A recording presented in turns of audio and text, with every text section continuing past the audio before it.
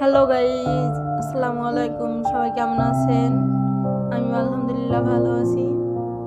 আজকে দেখাবো টমেটো চাটনি। প্রথমে পেঁয়াজ তেল ভালো করে ভেজে নেব।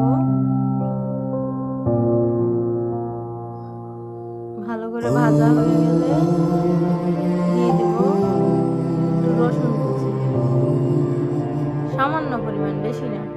রসুন কুচি দিয়ে নিয়ে ভালো করে ভেজে নেব। এখন টমেটো দিয়ে দেব, স্লাইস করা টমেটোগুলো ভালো করে নাড়াচাড়া করে নিয়ে কাঁচামরিচ দিয়ে দেব।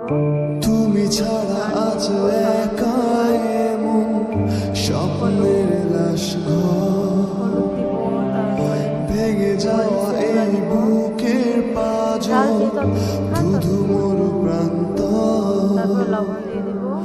তুমি ছাড়া আজ একা এমন স্বপ্নের পানি লাশ দেওয়া লাগবে।